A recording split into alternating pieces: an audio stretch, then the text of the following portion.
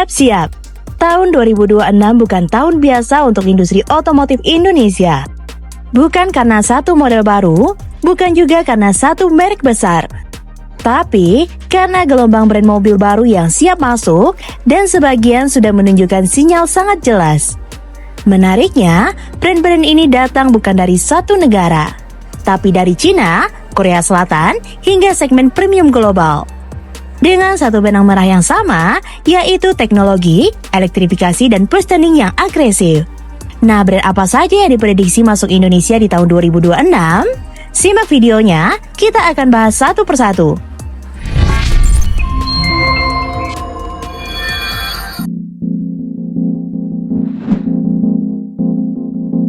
Hongqi. Hongqi bukanlah merek sembarangan. Di Cina, Hongqi dikenal sebagai brand mobil premium sekaligus mobil status yang selama puluhan tahun identik dengan kendaraan resmi para pejabat tinggi pemerintahan. Keseriusan Hongqi masuk ke Indonesia diperkuat oleh langkah PT Indomobil Sukses International Tbk melalui surat resmi bernomor 487A-IMSI-CS290-7-25. Perusahaan yang merupakan bagian dari Salim Group tersebut secara resmi ditunjuk sebagai distributor merek Hongqi untuk pasar Indonesia. Hongqi sendiri merupakan sub-brand dari FAW Group, salah satu grup otomotif terbesar di China. Di negara asalnya, Hongqi memiliki reputasi kuat sebagai kendaraan kenegaraan sekaligus pemain utama di segmen mobil mewah dengan teknologi dan kualitas tinggi.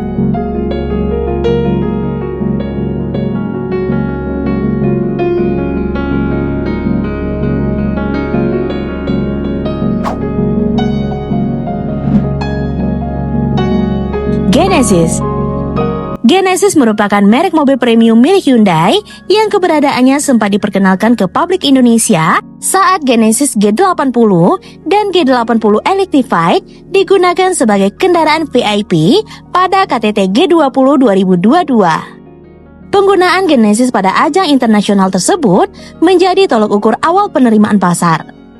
Hyundai menilai respon yang diberikan cukup positif, sekaligus melihat bahwa segmen mobil premium di Indonesia memiliki potensi yang besar untuk digarap lebih serius.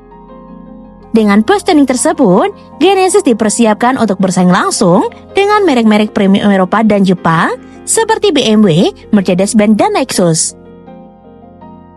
Pejabat Hyundai juga menyatakan peluncuran Genesis di Indonesia sangat mungkin terjadi jika studi pasar menunjukkan hasil positif dan segala kemungkinan, termasuk produk listriknya terbuka lebar.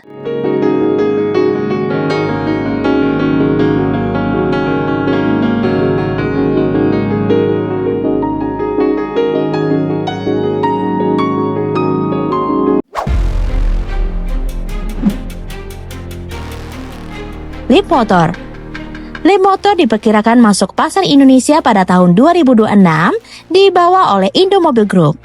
Melalui kerjasama strategis dengan Stellantis yang kini menjadi pemegang saham Leap Motor. Awalnya, peluncuran disebut akan dilakukan pada akhir 2025, namun terjadi penyesuaian jadwal sehingga pertengahan 2026 dinilai sebagai waktu yang lebih realistis. Leap Motor berpotensi diperkenalkan ke publik Indonesia melalui ajang Gias 2025 atau Gias 2026 seiring dengan persiapan jaringan dan regulasi. Hingga saat ini, model yang akan diluncurkan belum diumumkan secara resmi, namun Leap Motor T03 dan Leap Motor C10 kerap disebut sebagai kandidat awal untuk pasar Indonesia.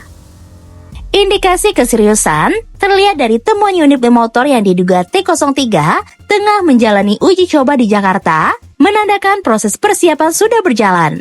Secara global, Leap Motor diposisikan sebagai merek kendaraan listrik dengan harga yang kompetitif dan telah dipasarkan di beberapa negara seperti Eropa, Thailand, Malaysia, dan Australia.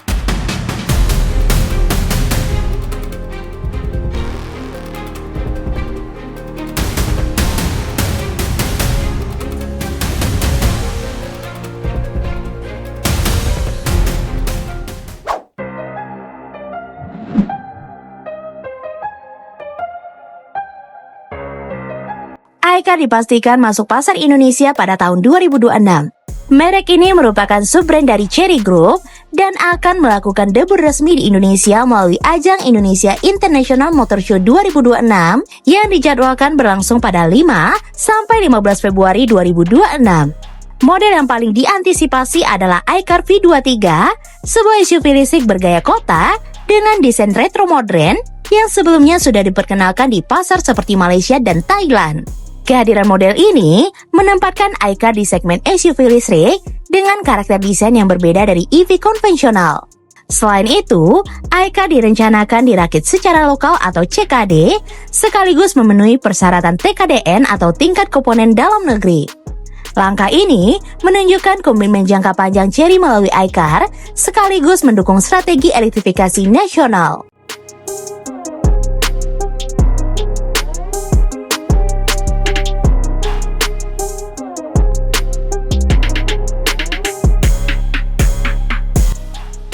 Masuknya Hongqi di segmen premium, potensi hadirnya Genesis sebagai penantang merek Eropa, serta Leapmotor dan iCar yang membawa pendekatan baru di pasar kendaraan listrik, menunjukkan bahwa persaingan akan semakin terbuka dan berlapis. Konsumen akan diharapkan pada lebih banyak pilihan, mulai dari mobil mewah, kendaraan listrik terjangkau, hingga SUV listrik dengan karakter yang berbeda. Pertanyaannya sekarang, brand mana yang paling siap bertahan atau benar-benar cocok untuk pasar Indonesia? Tulis pendapat kamu di kolom komentar. Dan jangan lupa subscribe agar tidak ketinggalan perkembangan otomotif terbaru dari Fakta Seru. Bye-bye!